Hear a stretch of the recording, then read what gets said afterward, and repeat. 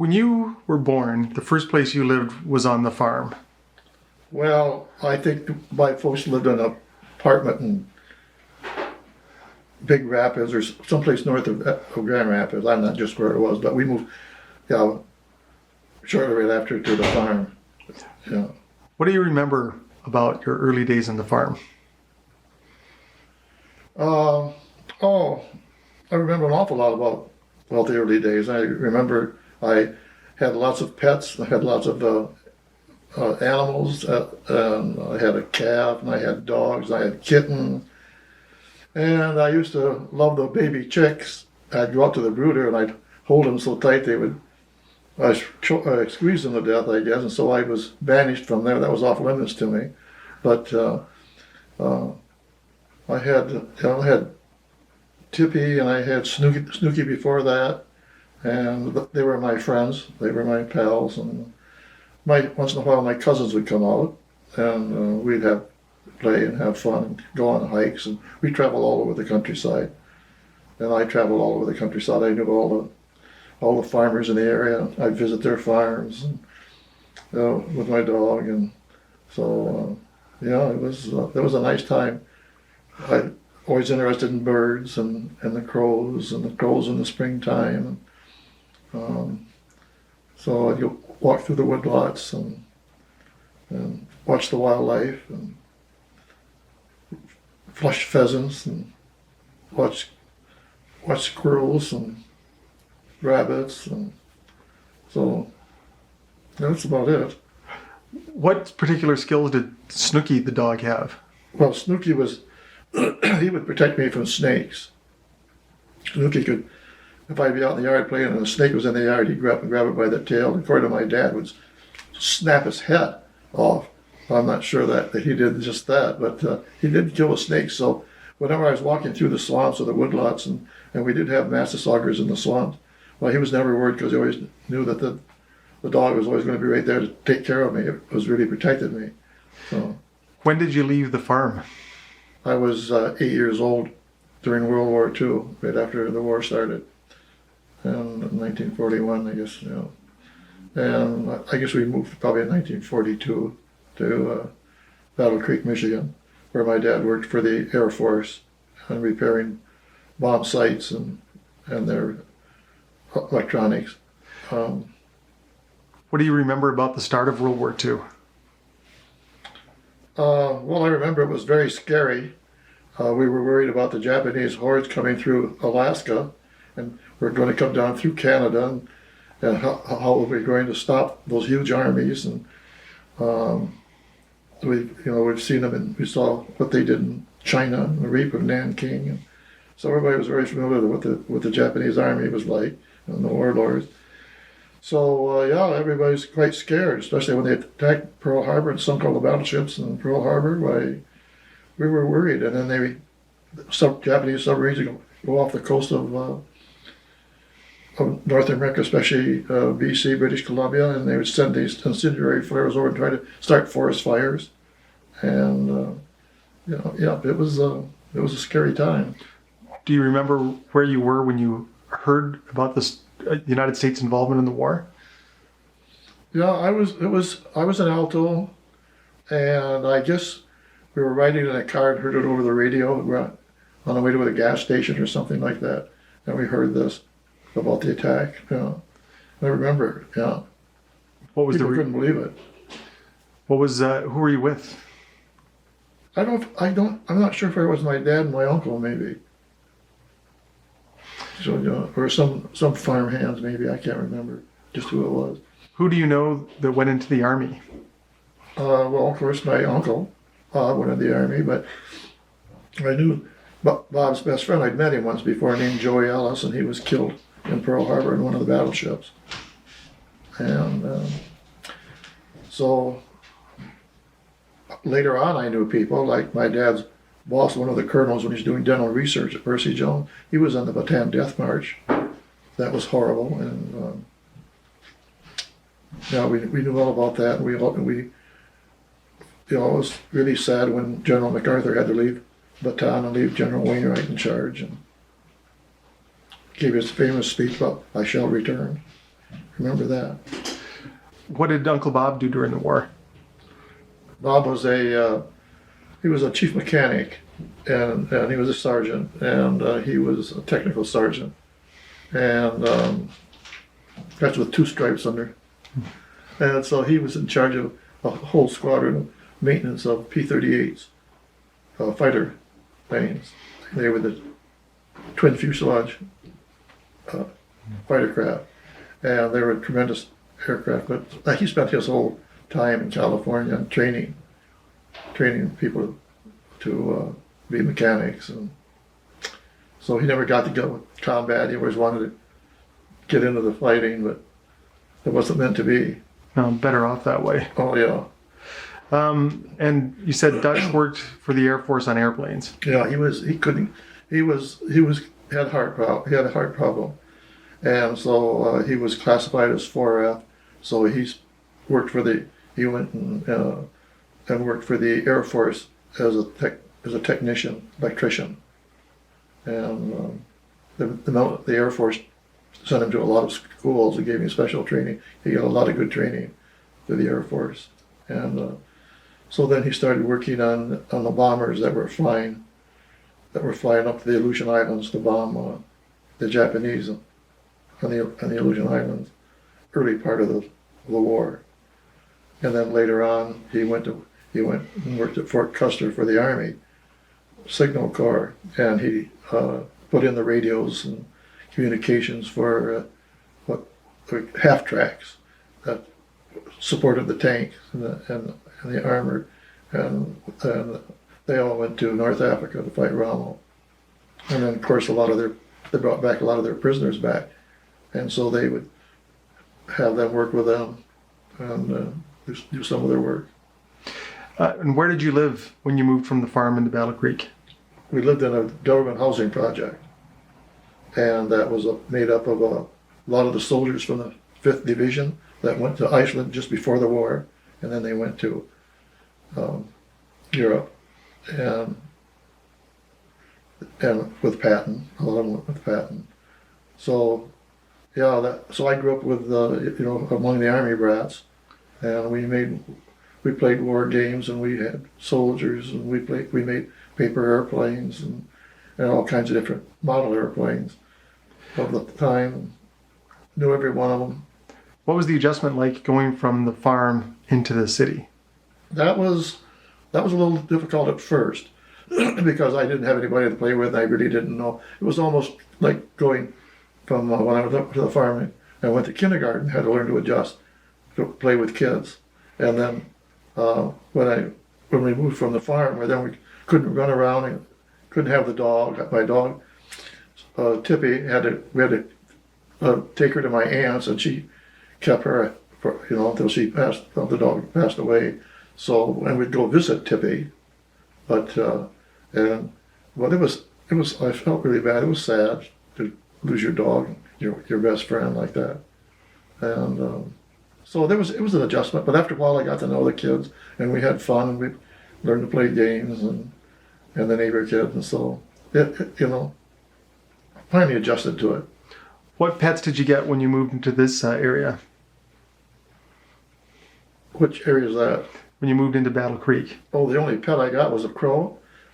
Yes, one of the older neighbor boys used to go to this woodlot where the crows nested, and they'd get young crows and bring them back, and then they'd pass them out. So I had this one pet crow, and I raised it. And we raised it right from a fluffy downy thing, and feed it worms and feed it milk and bread soaked in milk and stuff it down it, and it would eat it up. And so it grew, and they grew to an adult, and it was a really good friend.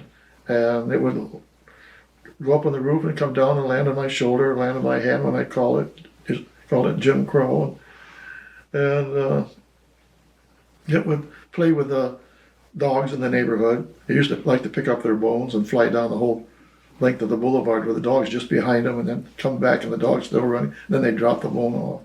And I would do that a number of times just for fun. And then we had these huge sprinklers that in this project that would go around, and they were just sprinkled, but the crow would sit on the top of that, on the side of one of those sprinklers, and go around and around and around, then drop down to the ground and stagger around and finally fly off. But it loved to do that. And it also loved to pick up all kinds of bright things and put them up on the roof. It had a cache of bright trinkets and anything that was bright. And it also liked to pull the clothespins out of the neighbors' clotheslines on wash day on Monday. So some of my neighbors were not very happy with my crow. And then sometimes they would probably poop on their clothing. But and then it would also like to, it would like to come down and land on Grandma Creech's, and she was always scolding it, but she loved the bird too. And she was sort of a grandma that took care of us, babysat for us when we were growing up in that housing project. And so, yeah. And then one time he passed away, and I don't know if somebody killed it or what happened, but my dad said that I think it ate some tar on the roof, and that probably killed it. And but anyway, we found it and took it and put it in a shoebox and buried it. We had, and my friends had a big ceremony, put flowers on it and everything else, and buried it across the street in a woodlot, in another woodlot. So. How long did you have the crow for? Oh, probably over a year. About a year. It would fly. We'd go, like, we used to like to go into people's orchards and eat cherries. And we'd get up and be eating cherries, and the crow would come and join us and eat cherries with it. And he would like come a mile away. He knew where we were all the time. So. You said he'd land on your shoulder? Yeah. Oh yeah. Come right down and land on the shoulder. He was imprinted. I was his parent or whatever, sibling. And he related to me just like he would another crow. How did Betty and Dutch react to the crow? Well, they liked it. They thought it was fun. They enjoyed it. Yeah. I think they got a little flack from the neighbors sometimes when it was acting up, but yeah, they used to laugh, and we got a big kick out of it, especially when it was teasing the dogs. And it would tease the cat too. There was a cat next door, and it would land on the bush above the cat, and the cat would scramble, and then it would take off. And it was pretty sure of itself. So what did you learn about crows from having a crow as a pet? Well, I just knew that they're a very smart bird, and then of course later I read how smart crows are, and I've always liked crows. I even feed them today. So I have crows, and I know they know when I come out, and if they're hungry, they'll across the street they'll crow. And I know what they want. They want food. So I said, yeah, they're smart. They're very smart birds. And I guess they can count. I've read where they can count like up to 7. Like if hunters go into a wood lot, they'll count them coming in, then they count them when they leave, and then they'll fly in. But if you go more than 7 or a number like that, I understand that they get confused. Like if you leave the 7th hunter there or the 8th hunter, and then they can, when they hunt crows, that's what they would do. That's what I read. But they're smart. What was your relationship like with Dutch? Oh, we were just buddies. We were friends, and he took me every place with him. And he would take me to work, and he would take me out to Fort Custer, and I'd meet the German war prisoners. And I remember this one time, they had this one really tall, blonde German soldier, and they called him Ohio for some reason. And so they had a bet of what I would say when they wanted to meet me. They liked having children come out, to see the kids and talk to kids. And so they would ask me questions. They said, so when I first met them, they said, so what do you think of this guy? And he's really tall. I said, he'd be a good basketball player. And they just roared because somebody said, I knew that's what he was going to say. I knew that's what he was going to say. And they just laughed and roared and thought that was great. So, yeah, they were very nice. And we used to, take them give them special foods on holidays. And they would give us their German black bread and I think cheeses or something, or cakes that the Red Cross would bring to them. And they would share that with my dad, and he'd bring it home. I remember that German brown bread. And so, what else was your relationship like with Dutch? Well, another thing about the German prisoners of war, they did not realize what a high standard of living we had. And they thought when people came into the fort and work in the morning that was propaganda. And they were just driving these cars back and forth to make them think how rich they were. So they told them, well, start copying down the license numbers. And when they started copying down the license numbers, they couldn't believe it, that we had that much wealth in the United States. That was another. And they used to play a lot of soccer. I'd watch them play soccer all the time. Had soccer games going. So you and Dutch were buddies. Yeah. And you actually never called him Dad. No, I called him Dutch. Yeah. And when he learned to fly and bought an airplane, I used to go flying with him all the time. And I'd go flying with some of his friends too. And I remember going with one Navy pilot, just got out of the Navy, and we went up over Bailey Park where they were playing baseball games, and we put on an air show for him. And we did snap rolls and slow rolls and inside and outside loops and spins, and it's amazing what we did. And I remember we came out of a spin one time, and he said, "Pete, hold the controls and hold the plane level." He says, I need to pump some gasoline out of the wing tank up into the gas tank. And so he had a hand pump to do this on this plane because it was sputtering on, the engine was sputtering. Finally we get in the gas and it started taking off again. Well, I remember hand me that stick, or this. I had a stick in front of me, just hold the stick, because I was in the back seat. There was a back seat to it, and trying to hold that level. I didn't know if it was upside or down or what, But anyway, we got it going, and that was that was a big thrill. How did Dutch come to have an airplane? Well, because he worked right after the war, everybody was going to have an airplane, and the flying services were going to be a big deal. And Kellogg Field had several flying services that later on, over the years, just kind of petered out, went out of business because people really didn't want it. Not many people wanted to fly. But he fixed their radios and their instruments, and the governor of Michigan, Ken Sigler, used to fly down with these Beechcraft Bonanza, I remember, and have him look at his radio and fix his radios. And so then he went, and he also worked for Skyways, which was an air service. He started out, and he would repair their aircraft, and that's when he bought a Piper Super Cruiser and started flying to other airports and repairing plane equipment around southern Michigan. And so I used to go on these trips with him, and it was I got bored after a while, but he would let me fly the plane, and he'd have me go up and go right up and then stall out and then drop down, and then we'd catch it then as it would come down and start, we'd stall out and then kind of drop down, and then we'd come out of it again, and the engine would, get the engine going again. And so he taught me how to do a stall, but he wouldn't let me land or take off naturally because I was only 11, 12 years old. But what happened to the airplane? Well, he used to like to fly up to Alto and land and drop in and see his dad, his parents, and friends. And so there was this one farmer's field in Alto that was a cornfield, and one spring it was just too early, and the ground hadn't completely thawed out, and so he thought it had, and it was wet and muddy, and so it was just enough to, when you landed on it, there was so much friction that it caught one wheel and he ground looped it, and so it broke one wing, and I guess they had to come up and pick it up and drive it back to Battle Creek with a truck. But I think that ended up because that was quite expensive, and I don't think you had money to repair it. What was your relationship like with Betty? It was good. We used to play games, and she was a lot of fun.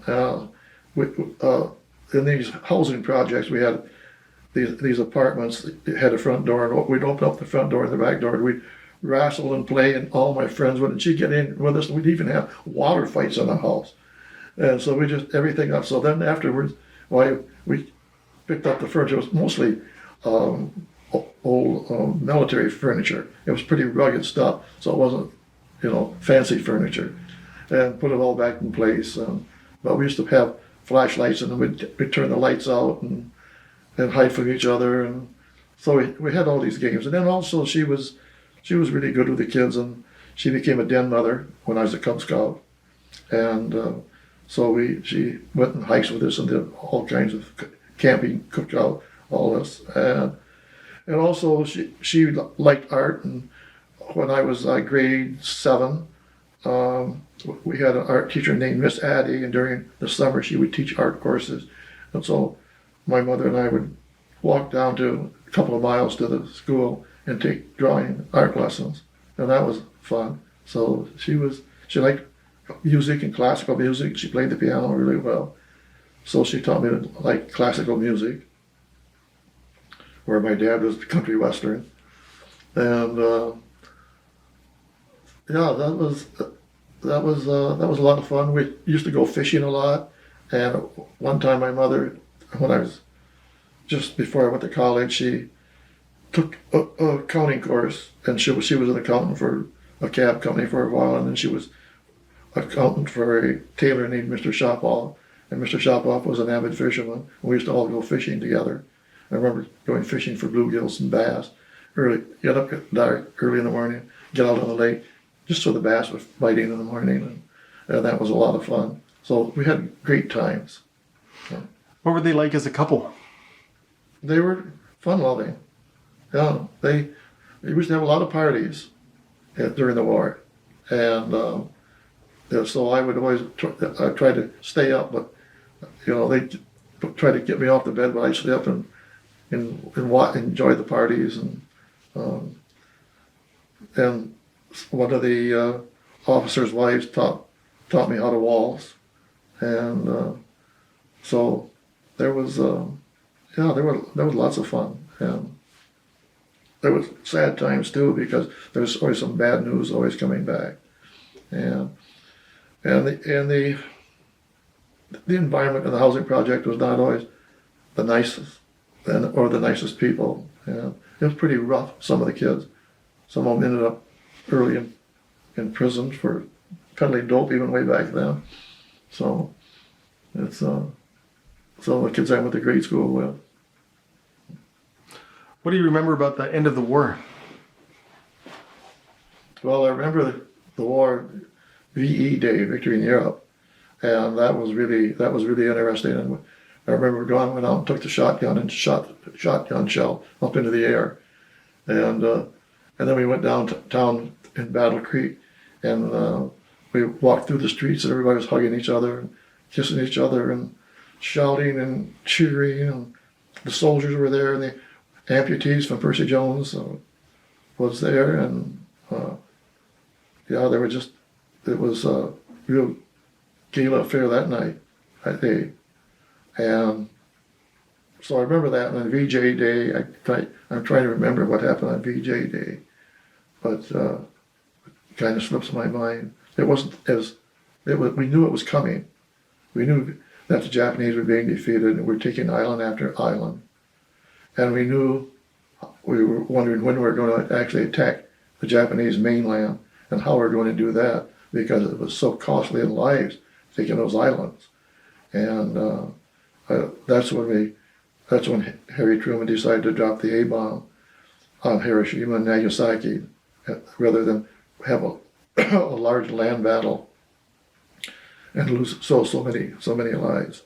And so I remember the atomic bomb, and those pictures of the atomic bomb, and the horrible devastation that it caused. And I even remember the terrible devastation that it caused when they were testing it in the South Pacific on the atolls. Eniwetok, I guess it was, or some island like that. And I remember that they first shot it off in the desert, and they had all the troops around, and the troops had to have glasses on. They were quite a ways away, but they never realized how much radiation they were going to get. And I think a lot of them suffered from cancer afterwards. They never understood how dangerous that bomb could be and the devastation it could cause. How much of the bomb testing did you hear about before they dropped it on Japan? We heard about it, I suppose, several months at least ahead of time. Yeah. So people were aware that this weapon existed. Yes, they were aware the atomic bomb existed. And where do you remember first hearing about the bomb being dropped on Japan? Well, just as soon as it happened, we knew. And there were newsreels, and you go to a movie and you have newsreels, and it would show these pictures of the bomb and the explosion. So you're in the audience watching this. Yeah. What's the response of the people in the audience? Oh, just couldn't believe it. The horror, how huge and horrible that weapon was. And people were scared. People like, what's going to become of us in the future with these kinds of weapons that can exist? So, how would that change? How did that change the way people reacted to VJ Day as opposed to VE Day? Well, VJ Day is they were just glad the war was over, and none of this killing. I mean, yeah, people were excited, and But but there's this new weapon out there. yeah, and then that's what when that was scary. Then when found out the Russians had one, well, then that really put the fear. And then we lived in fear all through the Cold War. That started the whole thing of worrying about having bomb shelters, and that was a scary, scary period. Right up until the Bay of Pigs and Kennedy and Khrushchev and that big standoff, which was the biggest worry of all.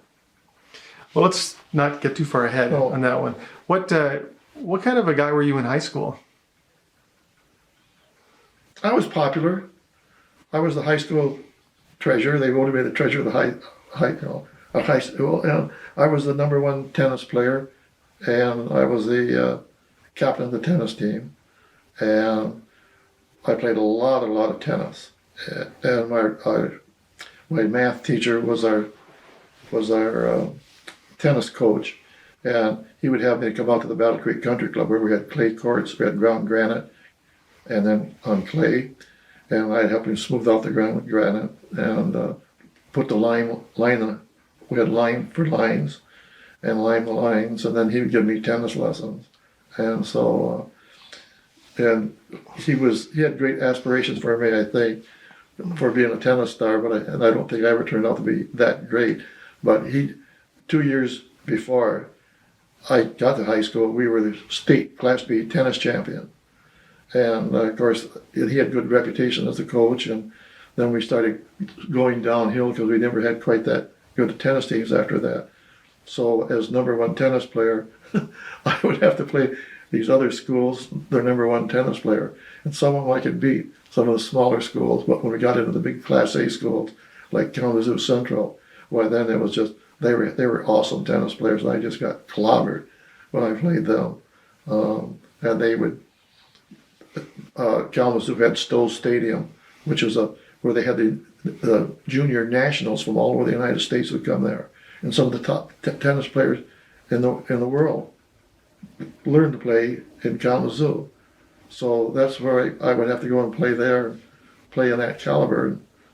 And, but it was good. It was, teaching us some humility. We'll skip through high school and get right to Michigan State. How did you decide to go to Michigan State? Well, I've always was interested in fish, wildlife, forestry, and Michigan State had a tremendous school. And so did the University of Michigan. And but Michigan State, they had a more beautiful campus. It was nicer dormitories, and I went up there and saw Michigan State when I was during Wolverines Boys State. When I was in high school, I was one of the. I had a leadership, sports leadership reward. They'd send one boy from the high school to go to, or two maybe sometimes, to go to Wolverines Boys State every summer, sponsored by the American Legion of Michigan State. And so I got to go there and see Michigan State, and I really liked it then. And so also Michigan State offered an opportunity to go during summers And so I was hopeful at the time that I would finish 4 years and 3 years by going summers.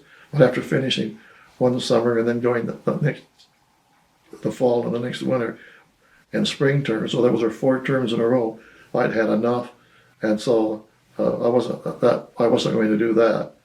And they did have a great fish and wildlife program, and I enjoyed all of my courses, and I was in ROTC, and when I got to advanced ROTC, I got paid, and that helped pay for my books at Michigan State. So I would have, University of Michigan was another great school, and I had the grades. My teacher jumped on me, got on my back and said, "Get your grades up if you want to go to the U of M." And but probably just as well I did. I might have flunked out because it might have been more difficult. I don't know, but anyway, Michigan State was great, and so I went there, and then I got good grades in my last 2 years. Then I got a fellowship through the Agricultural Experiment Station to get my master's, and so I did that. What was your student experience like at Michigan State? Oh, it was football games, lots of fun, lots of beer busts, and they even had panty raids and all that, and it was, met a lot of girls, and it was fun dating girls, and it was a lot of fun. In fact, so much fun, it was hard for me to adjust to study, and it took me about 2 years before.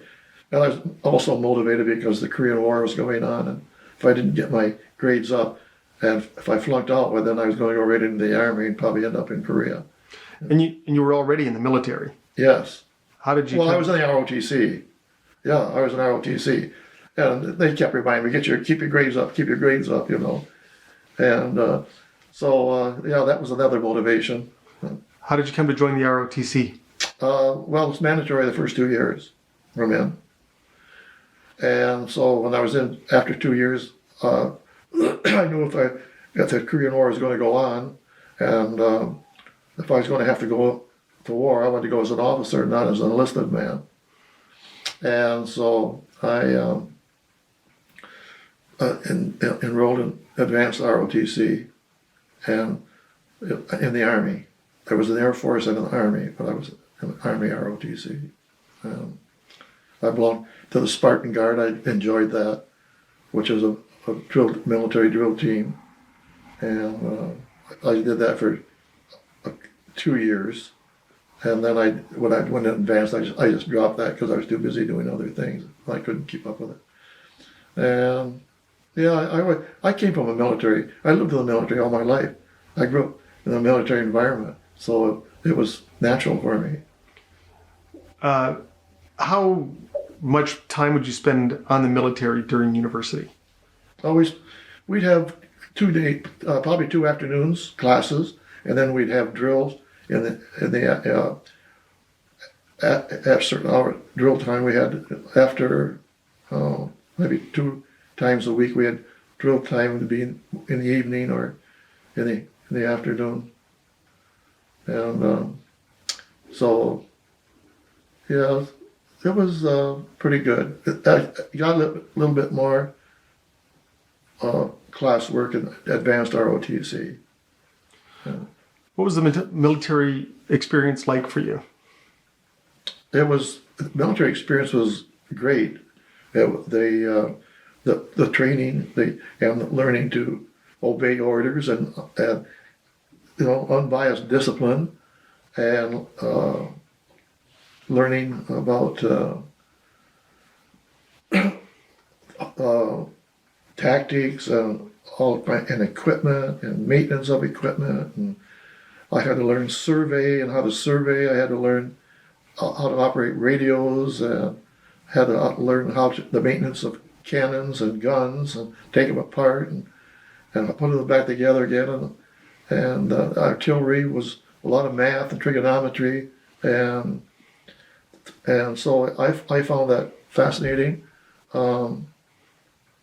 And it was a dangerous game. You had to be very careful. And I was, as a range safety officer, I had to be aware of all kinds of things that could happen, and teach you major responsibility for a 22-year-old guy. If you made mistakes, they threatened you're going to go to Fort Leavenworth for negligent homicide, and so those lives out there are in your hands. So that was thought you grow up quick. What kind of dangerous experiences did you have? Well, one example, my two friends that came up followed me in officers' basic training while I was a safety officer, and they were out there and they were we were firing 4 cannons, and they were on 2 of them, and off to my right, and we were going into fire for effect. Now, we were shooting 105 millimeter howitzers, and they have 8 charges, and 8 charges is the maximum range. And then as you shoot different elevations and not lower, shorter distances, why cut down the number of powder bags. So we were firing charge 4, which is just about half the distance, the maximum distance out on an artillery range. So that means there had to be 3 powder bags. Or charge 5, we were charging 5. So there had to be 3 powder bags, 6, 7, and 8, that they had to hold up, so I could see them as a safety officer.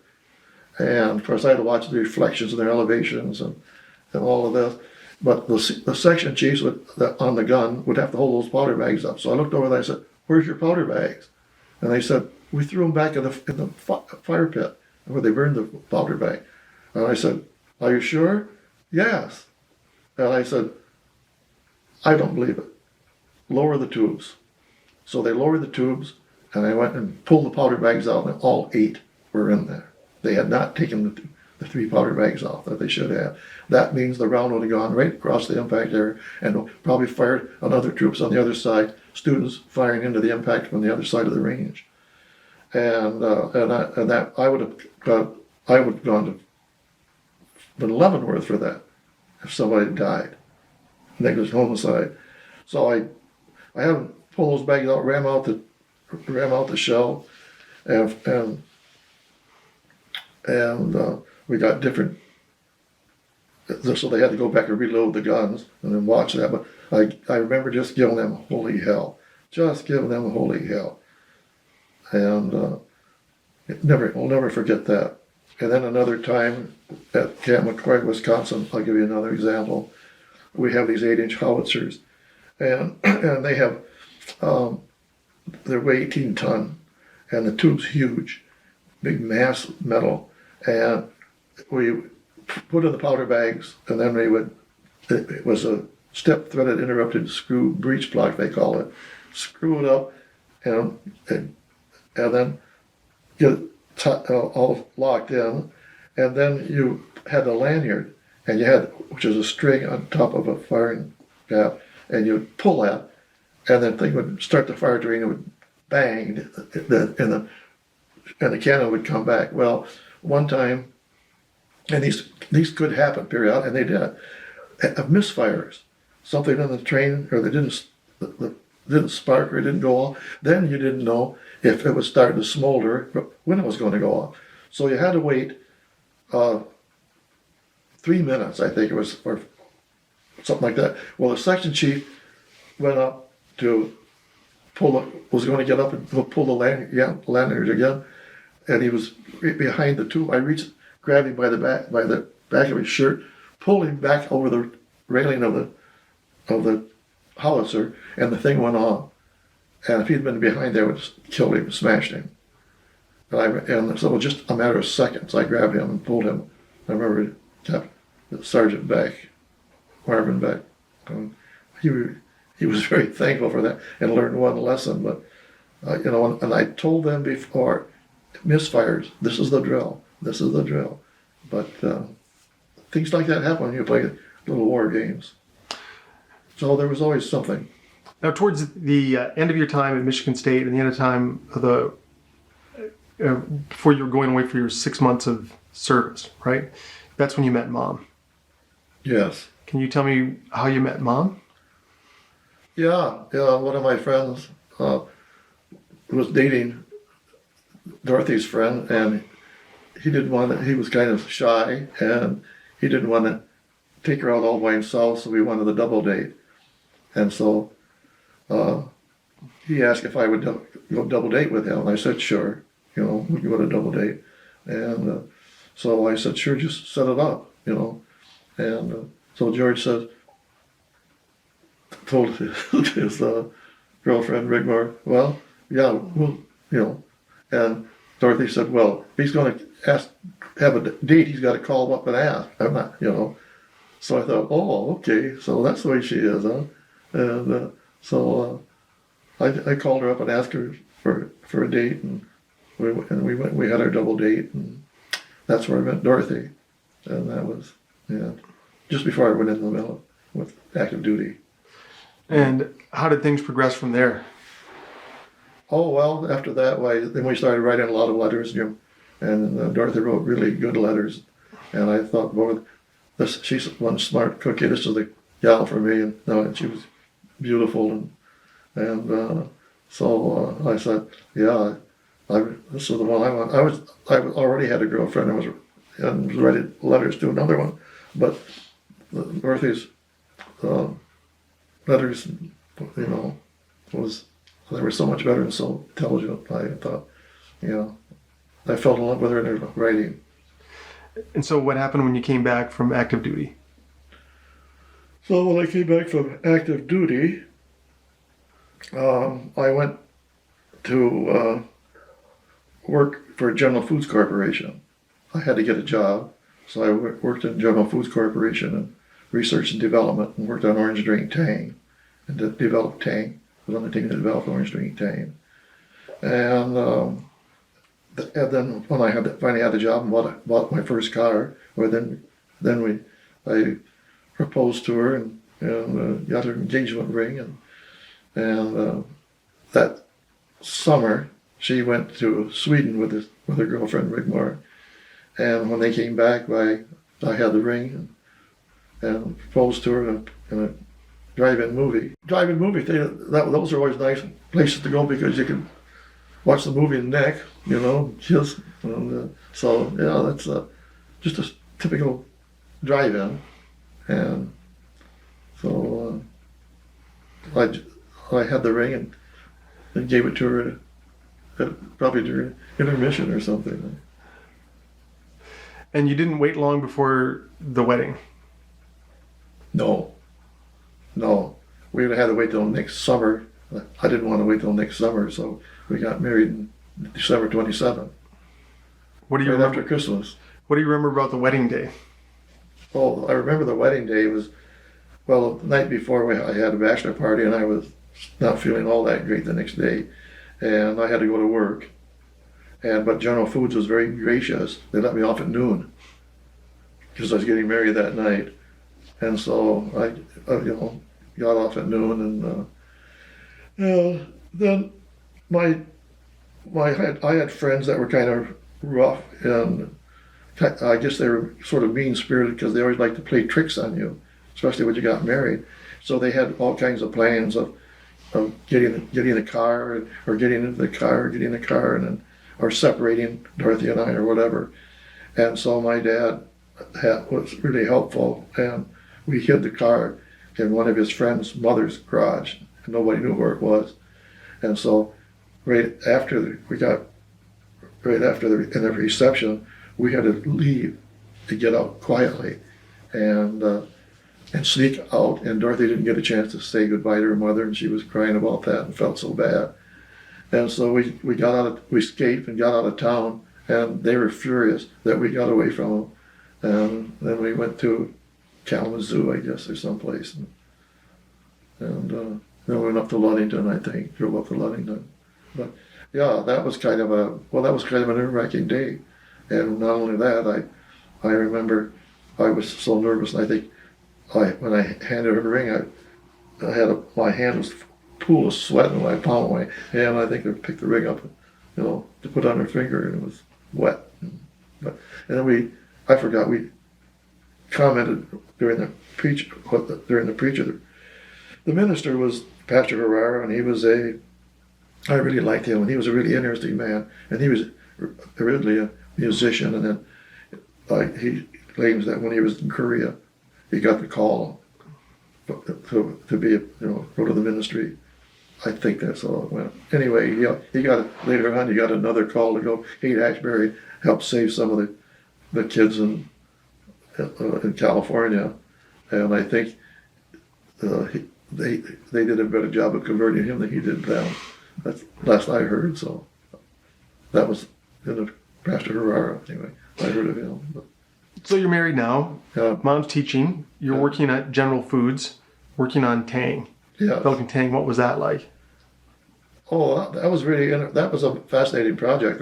That was their biggest moneymaker. Tang was one of their biggest moneymakers, and it was the marketing triumph for marketing research because they had learned that there was a need for this product, and marketing research said we need to have an orange juice that's in a powder form that can be reconstituted, like in dormitory rooms or places. All you have to do is add water, and you got an instant drink, and you got vitamin A and vitamin C, and it also doesn't have allergens in it, like some babies were allergic to oranges, and but they could drink Tang, and they didn't get an allergic reaction to it.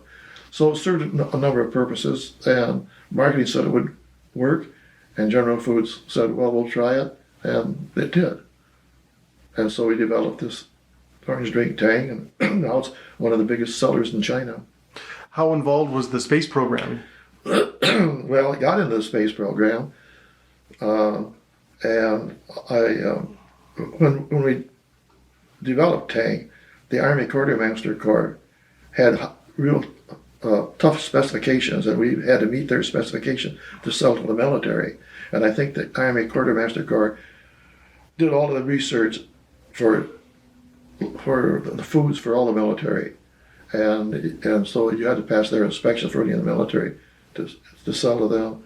And I wasn't sure just what they were using it for, but later on I learned that the spacecraft, when they had to reconstitute the urine,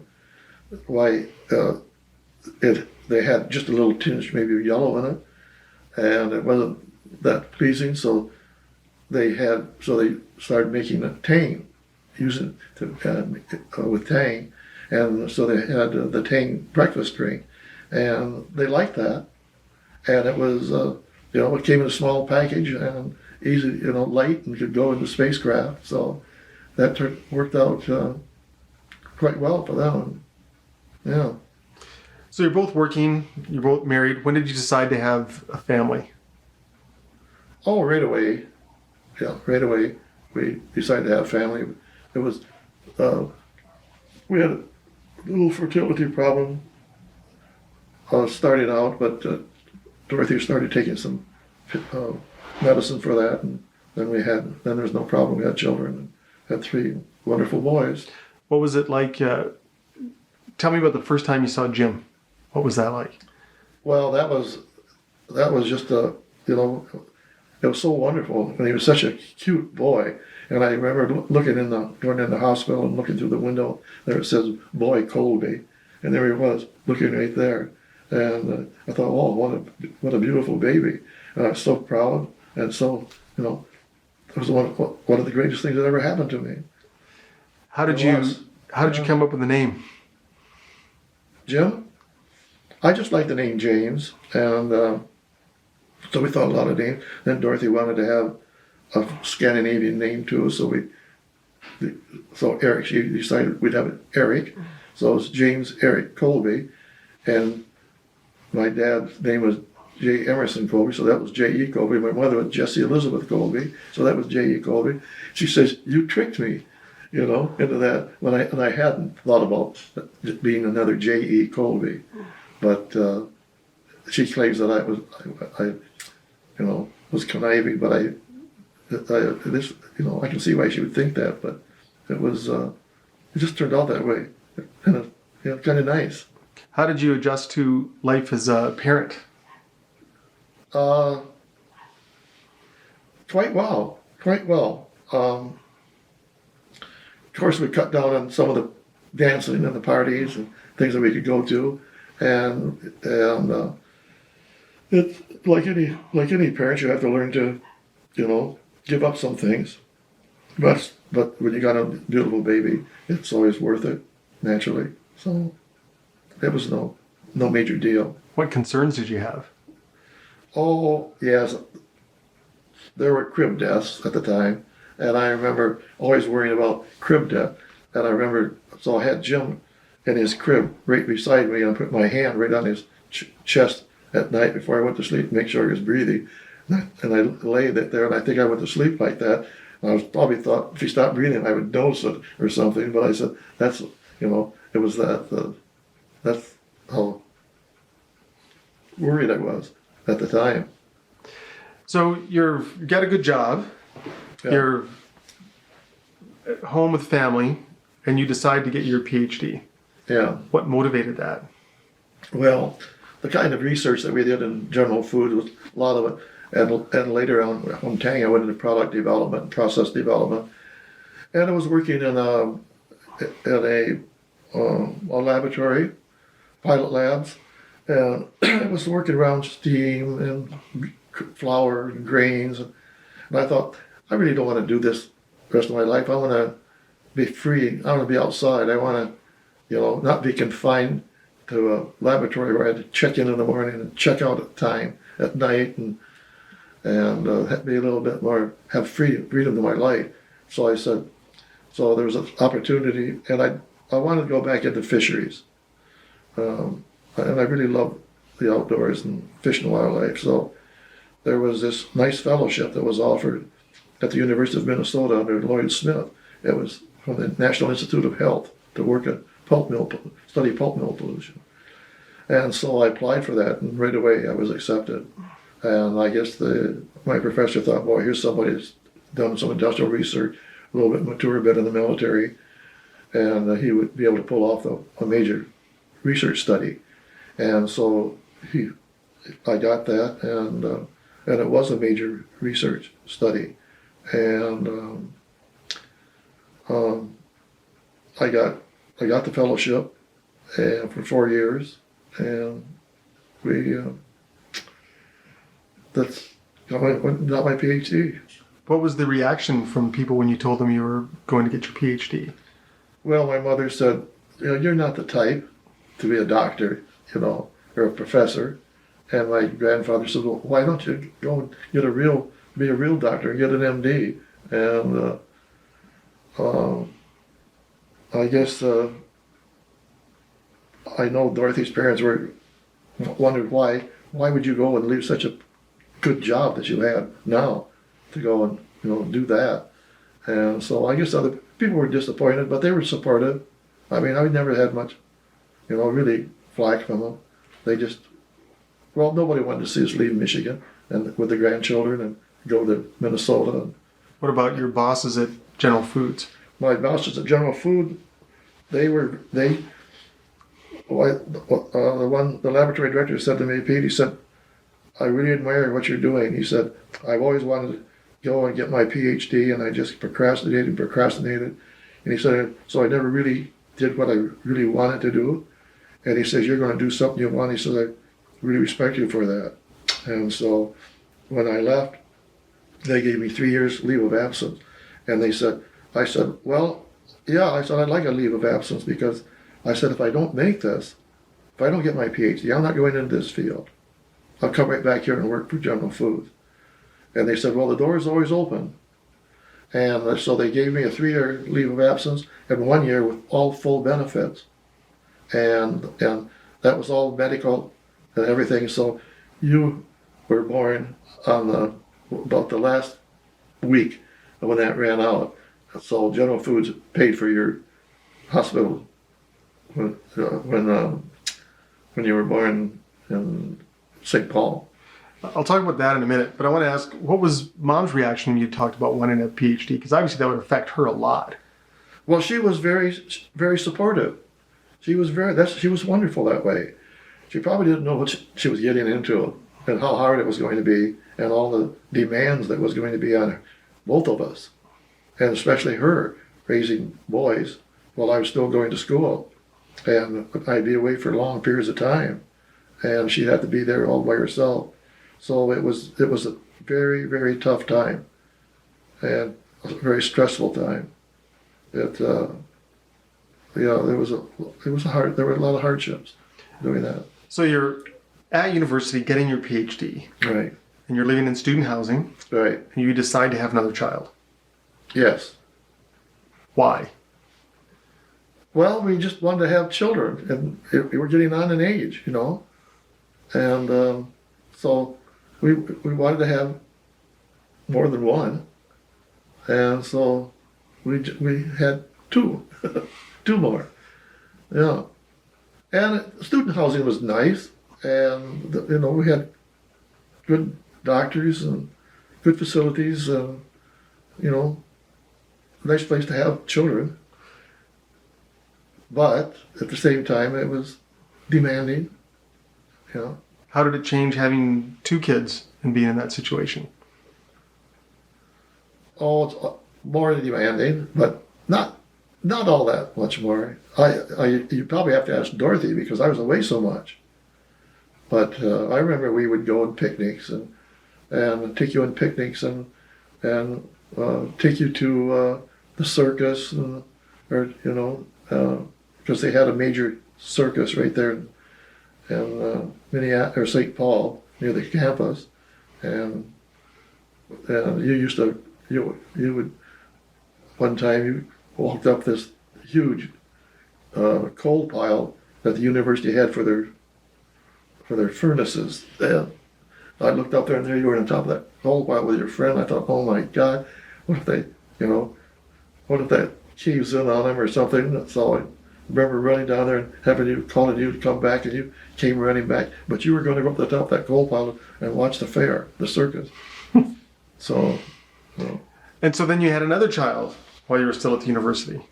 Yeah. How close were you to finishing when you guys had Scott? See, that was 1965. 1 year. I was in my last year. Yeah. So I can see that, we're finishing up, and I was going to be able to get a job and be able to support a family. So, yeah. What did you know? What was your work prospects like coming out of your PhD? Pretty good. There were a couple of options that were good, and but this one from Ann Arbor was really perfect with the U.S. Bureau of Commercial Fisheries in Ann Arbor. And I remember Stan Smith calling Dorothy up and asking if I'd be interested in working. And she didn't even negotiate with him. She just said yes, yes, yes. And we laughed about it later, But so and my professor had a real good reputation, and our research got a lot of good publicity. So, and I could have gone to work with the Environmental Protection Agency. Also, they offered me a job. In fact, they gave me the classification, a higher classification, and they hired me with that classification from the Environmental Protection Agency. I think it was called Federal Water Pollution Control Administration at the time before it became, EPA. So, yeah, so I had job opportunities. And how did you come? And was that how it worked? Mom picked the job for you? Well, she, just about. Yeah, said, oh yes, you'll really be interested in it. I suppose, I talked to him later and said sure, So right back to Ann Arbor, what was that part of life like? Well, that was interesting. I was hired as a unit leader, project leader for studying the physiology and behavior of Great Lakes fishes. And so we had these massive alewife mortalities. And so I did a lot of research on looking at the causes of those mortalities, and worked with a lot of professors and had at Wayne State, University of Michigan, and at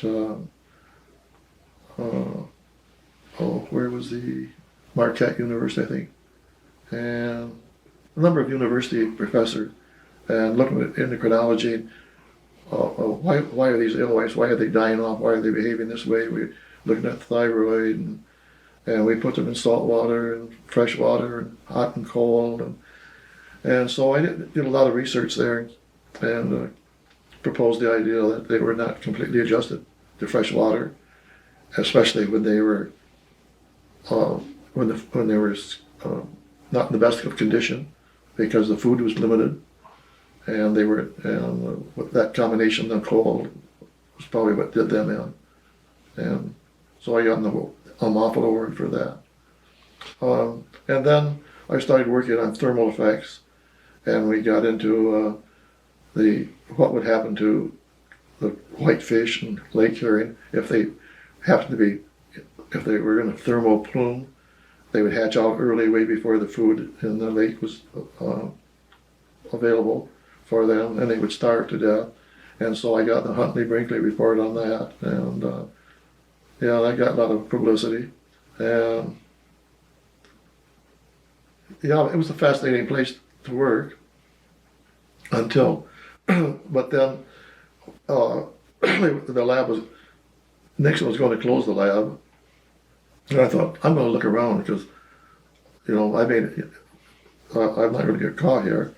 And, but what happened is there were 5 of us that were going to stay on, and we did. But when I found out what I had to do, what they wanted me to do is keep doing these same routine bioassay, one species of fish, another species of fish. I thought, how boring.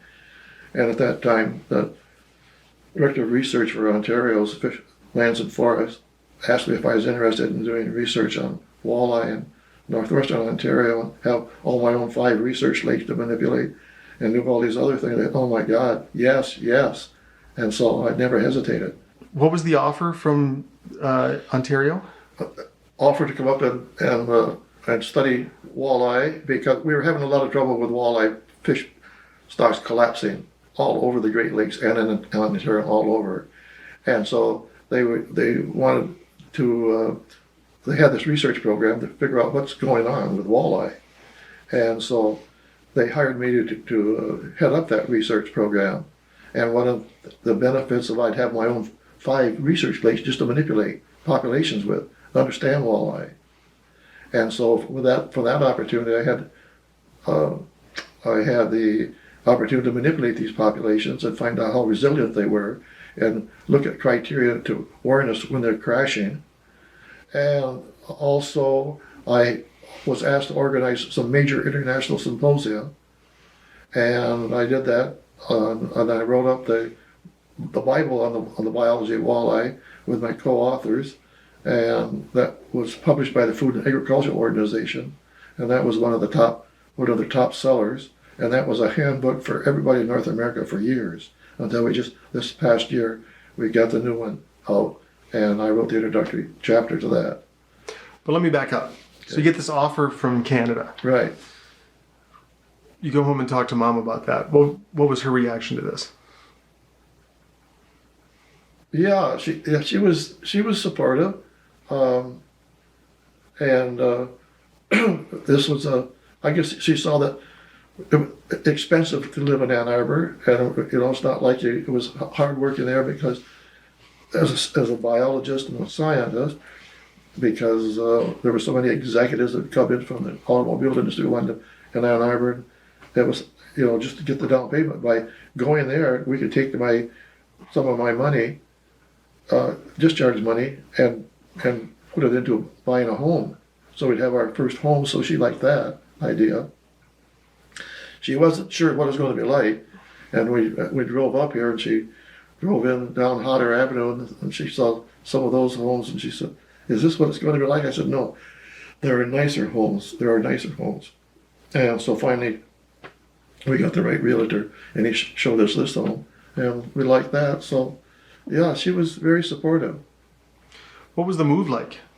Or let me ask, how was the reaction like from your parents? Oh, I don't think that they hated to see us go so far away and go to another country. My mother did not like the idea of crossing borders, but my dad thought it was great. Our assistant laboratory director said, "That is a wonderful opportunity take it, Pete. He said, you're going to have 50 wonderful years up there, you know, because he said at that time Canada was a little behind on all the problems that we had in the United States, and that we'd have a wonderful place to raise a family, and we'd really enjoy Canada. What was the move like?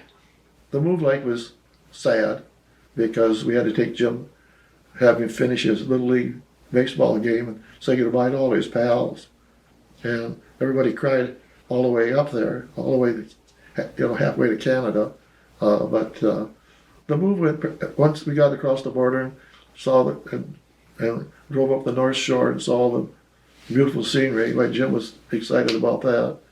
And it was fairly smooth. What surprised you about Canada? Surprised me about Canada? Oh, that's a hard one. I've been here before, and I've been to international symposium in Winnipeg, and I knew a lot of Canadians that would come and work with it through the Great Lakes Fishery Commission that would come. So it wasn't. It was just about what I expected, and I was pleasantly surprised. I was surprised about some of the anti-Americanism that was going on at the time, and I know I had to put up with the why is this going to an American and why taking away a job from a Canadian? Why are they hiring an American biologist? And there was some of this Yankee go home among kids who were not too nice to my sons, but they had to learn to adjust to that. So there was an adjustment there. But after that, I remember my boss said, it's going to be wonderful for your kids to be raised as a minority and have the feeling of what it's like to be a minority. And he said, especially, because most Americans will never get that experience. And now they'll never, it won't be a permanent thing, but they'll get that initial experience. And he said, that won't hurt them at all to know how it's like, what other people have to go through. He said that will be a positive experience for him. He was absolutely right about that. Yeah. How would you describe the move to Canada, looking back at it now? Oh, best thing I ever did. No regrets. Wonderful education, wonderful place to live, high standard of living, great educational systems. I just love Canada. The only thing that bothers me about Canada now is the power that the Prime Minister can have, and I don't like these omnibus bills where you can pass all kinds of legislation without being properly debated. I think it worries me about him being too powerful, a Prime Minister being too powerful. That's one of the things that worries me about Canada. I'd like to see more checks and balances in the government.